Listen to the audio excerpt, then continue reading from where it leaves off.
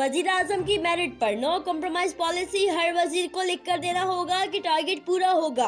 22 दिसंबर को अमल दरामद के लिए वजीर आजम ऑफिस और 42 वजारतों में मुआहदे पर दस्तखत होंगे।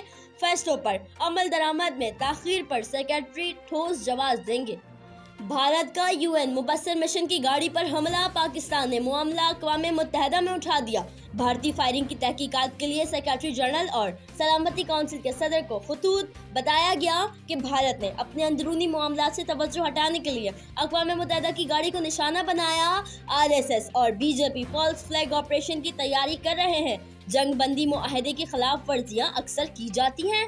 नई वजारत पुराने दावे, शेख रशीद का तरीक़ेकार ना बदला। वजारत दाखिला ने तब्दीलियों के लिए 100 रोज की डेडलाइन दे दी। फतेह जंग में इस्तकबाली तकरीब से खिताब में कहा, मुल्क की तारीख में पहली बार कोई वजीर आजम पुलिस पासिंग आउट परेड के मेहमान खुसूसी बनेंगे। वजीर आजम इमरान खान 23 दिसंबर को पुलिस लाइन्स का दौरा भी करेंगे।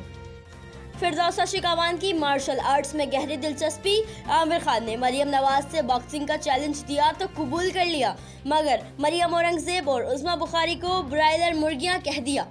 सुई सदरन के आसरे रहे तो खाना नहीं पकता, सिलेंडर लाएं तो जान को खतरा। कहाँ जाएं, कब तक बाहर का खाएं। कराची वाले गैस बहरान से शदीद परेशान। शहर कैद से आगे कश्मीर तक भी एक ही कहानी, प्रेशर कम है, खाना पकता है ना गर्म होता है पानी। लाहौर, पेशावर, कोयटा के वासी भी खून जमा देने वाली सर्दी में गैस के मुतलाशी। बलोचिस्तान वाले कहते हैं उनके सूबे से निकली गैस